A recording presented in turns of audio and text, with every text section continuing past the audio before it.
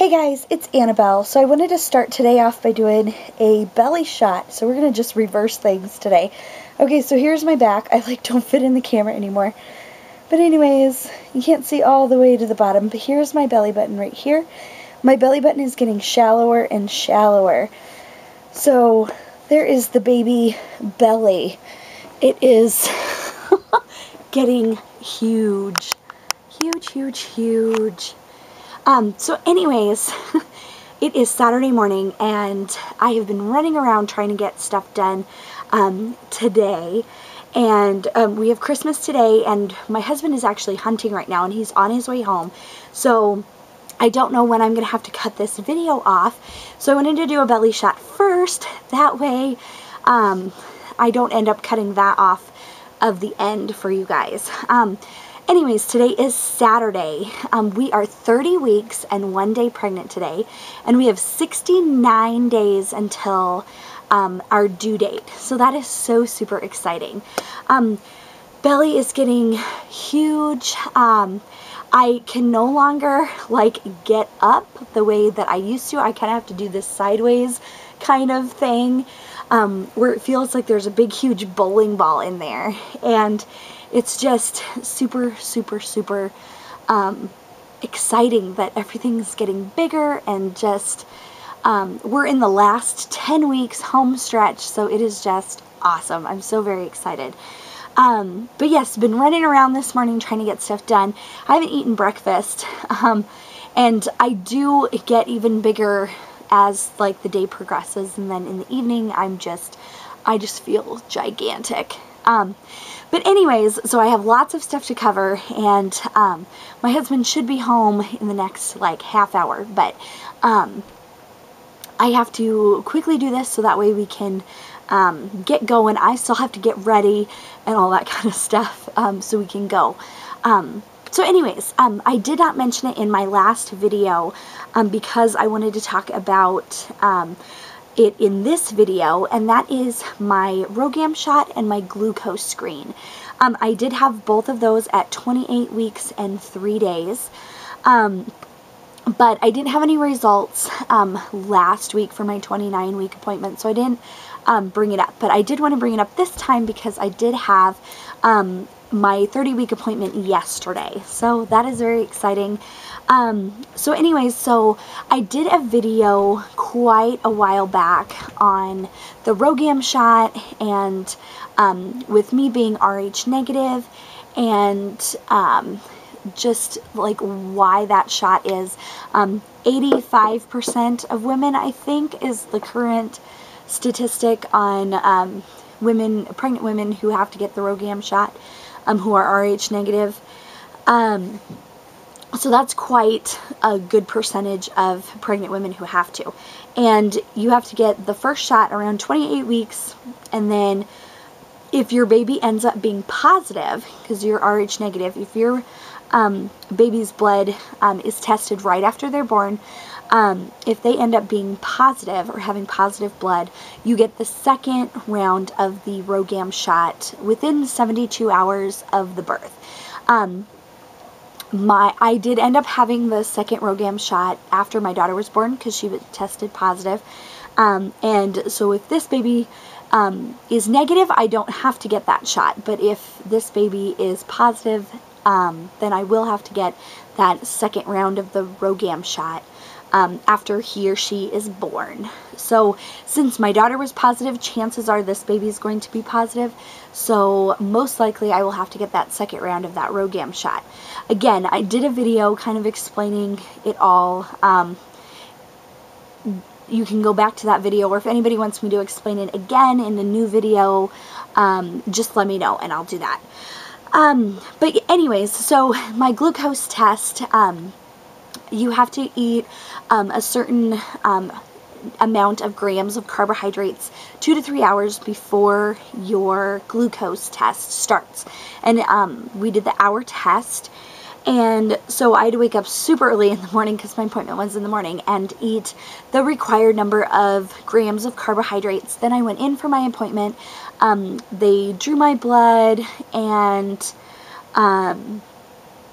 I drank the drink, and then I went and got my Rogam shot stuff all taken care of. Then came back to where they were doing the glucose screen, and they drew my blood, and they said that if there was any issues or problems or concerns that they would call me. And I didn't hear anything, and then when I had my appointment yesterday, they went over the results of that screen. So, I'm not ending up having to do the 3-hour test, which is awesome. My doctor said that they are looking for a number under 140, and my number was 113, and with my daughter, it was 112. So I am right, almost exactly where I was, with my results with my daughter's pregnancy. So that is very exciting. Diabetes runs in my family, so it's always kind of a concern for me with blood sugar. And I had some bouts of like different things with high and low blood sugar in college. So like just like glucose screens always kind of just make me a little bit nervous. But everything is wonderful. My doctor couldn't be happier with my numbers, so it's awesome. If you remember from my last appointment, baby was breech. However, baby has flipped right on around and is head down. So hopefully this baby will stay head down for the next 10 weeks. Keeping my fingers crossed on that one. My daughter was actually head down as soon as they could tell where her position was. She was head down the entire time. So last time with this baby being breech, I was like, uh-oh.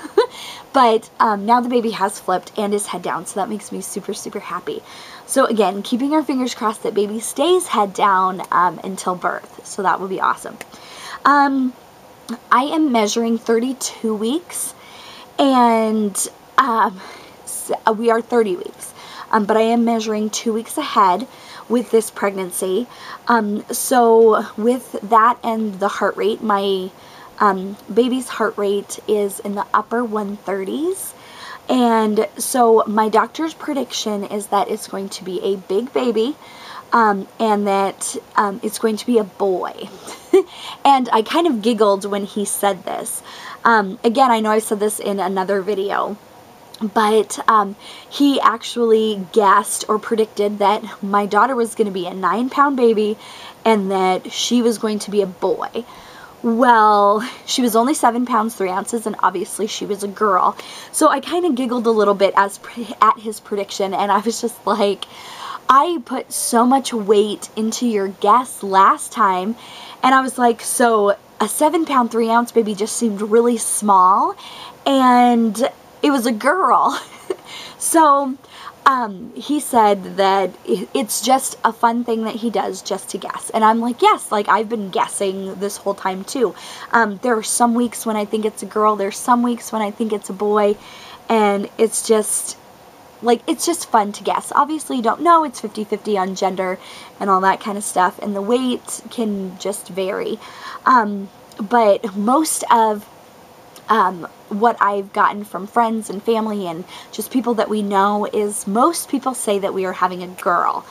Now, with my daughter, most people said we are having a boy. So are we having a boy? I guess we'll find out in February. But it is tons of fun to guess. My husband thinks that we're having a boy. I am leaning towards boy. Now, again, me and my husband both guessed boy for my daughter. So, who knows? This baby could be a girl. It could be a boy. Who knows? We'll find out in February. And again, we only have 69 days left-ish before we find out. So anyways, with talking about just this baby and his prediction, we started looking at my daughter's like pregnancy like record kind of stuff. And my daughter measured 2 weeks ahead at one point in the pregnancy, and then she kind of slowly got closer and closer to where we actually were. So she ended up measuring right on like 39 weeks at our 39-week appointment, and like things like that. But this baby has continuously been measuring 2 weeks ahead. So my doctor is, like, again, he's educated just a guess. He's not saying that this baby will be this, but his guess is that this baby, based on my last pregnancy and how that baby measured and how this pregnancy is going, he is guessing that this baby will weigh 8 pounds.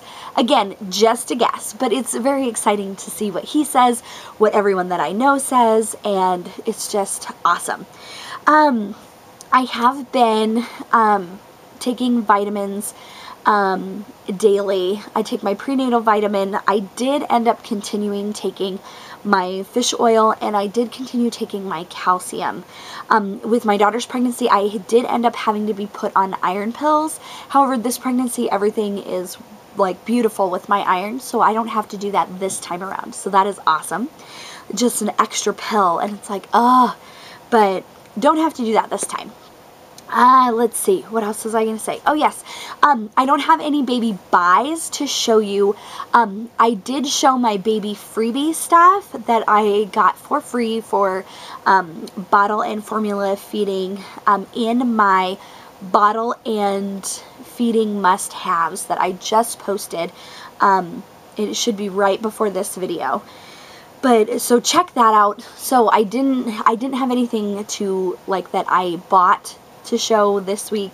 However, I did get some free stuff in the mail this week, so you'll have to go back to that video and check that out. And sign up for free stuff is basically what's all in that video and everything. I am back to being good most of the day with not feeling exhausted until about 5 p.m. I just feel just absolutely just ready for bed. I'm still waking up pretty good in the morning, like as you can see today.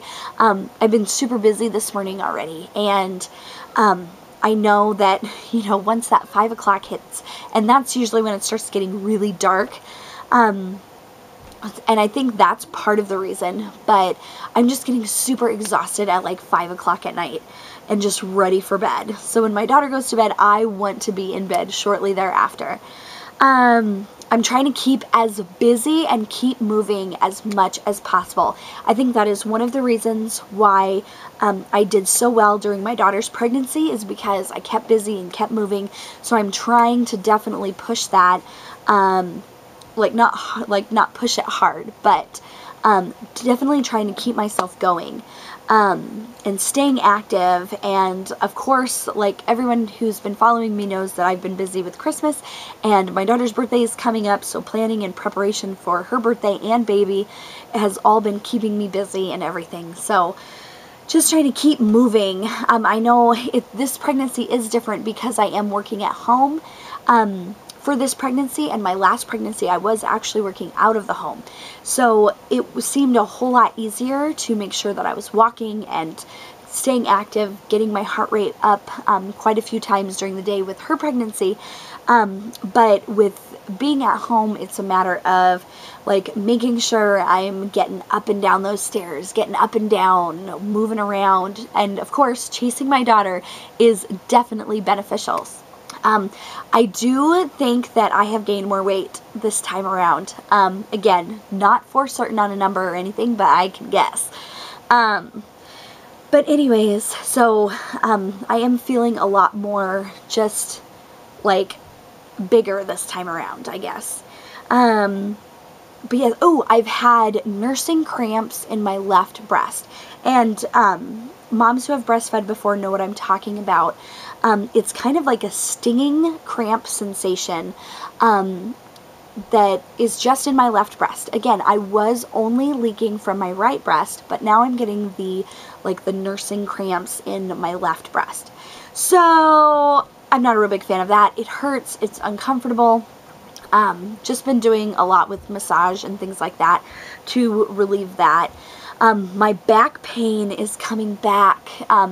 If you know, from quite a few weeks ago, I was having some back pain, and this time it's coming back, and it's a lot lower this time. So hopefully I can find something that will relieve that. I've tried stretching and things, but with the baby being bigger and my stomach being bigger, I can't stretch and bend how I used to. So hopefully that will resolve itself with different sleeping positions and things like that, but I'm going to try to be finding something to fix that. I've been really pukey lately. With my daughter's pregnancy, I was sick, like puking. I did not puke the entire first trimester, and everyone's like, oh my gosh, you're so lucky. And then it turned into I was sick the entire second and most of, if not all, the third trimester. Now, with this baby, I was sick pretty much kind of like right away, and it's kind of just slowly kind of went away. I've had a few weeks, but a while back where I was puking maybe once or maybe twice a week. But the last week and a half-ish, here lately, I felt really pukey. And just, it's especially in the morning, I have to eat as soon as I get up. If I haven't woken up to pee in the last like couple hours of waking up, I have to chug water, and it just feels like I have to drink water. Like my body is like craving water and fluids and things. With like caffeine and things, the day after Christmas, well, Christmas will be my last day of caffeine for this pregnancy, and then I will go to absolutely none. And if anybody wants to hear more on that, it's not like a big, huge story or anything like that. I did some research while I was pregnant with my daughter, talked to my doctor, and I'm doing the same thing that I did with her pregnancy that I am with this one. And that is, I am a huge coffee drinker, and when I'm pregnant, I usually switch to tea. And like in the summertime and stuff, I drink like iced tea, but now that we're in the winter, I drink hot tea. And I do drink coffee on the weekends, especially like weekends like this where we have so much to do. I will be drinking coffee this weekend, but not a whole lot. I'm usually a big, huge coffee drinker. Like I can drink 2 pots of coffee a day, but not while I'm pregnant. I reduce that amount while I am pregnant, and then 60 days approximately before the baby is born, I do absolutely none. So that is kind of a, I don't know what you want to call it, like just getting ready for baby kind of like prep. Absolutely no caffeine. Again, my body, my opinion, that's just what I do. It worked out fabulous with my daughter, so I'm going to do the exact same thing this time around. When I am nursing, I do not like to have caffeine either, so the entire time that I am nursing and or pumping, I will not have caffeine either. Again, personal choice. That's pretty much it, but I'm not going to do a separate video on caffeine and like all that kind of stuff. They used to say absolutely no caffeine, then it was recommended you could have a little bit, and so the research on that is kind of just mixed. However, I just choose for the last 2 months, in case baby comes early, just to have absolutely no caffeine at all to get ready for nursing and prep and things like that, because caffeine can mess with your baby after delivery and things like that, if you're nursing, if you plan on nursing anyways. Like with my daughter, we didn't know if we were going to nurse or not, so I just did it anyways. I've talked to my doctor about it. He's completely comfortable with it. I'm not drinking a ton of caffeine now, so the switch to no caffeine won't be a big jump. I usually don't have any caffeine in the afternoon and evening anyways. It's just in the morning to kind of give me a little jump start for the day. Like on the weekends when I have coffee, I usually have about half of my coffee maker is 6 cups. So I will drink that in the morning on Saturday and Sunday, and then I usually drink a whole pot of hot tea Monday through Friday. But that's just because we're so busy on the weekends and I need some extra help energy-wise and things like that. Anyways, I already did the belly shot, so this is done, and my husband should be here any second. So I will talk to you all later. And 30 weeks, yay, I'm so very excited. And some people have come back and been doing videos and stuff. Thank you for doing videos again. It's so exciting to see you guys again. And the people who I've been following who are TTCing, good luck to you, baby deaths, lots of baby deaths for your current cycles and everything, and it's just, thank you guys for watching and just all that fun stuff. I love your comments, and all that stuff. You guys are just awesome. So anyways, I will talk to you all later for 31 weeks. Bye guys.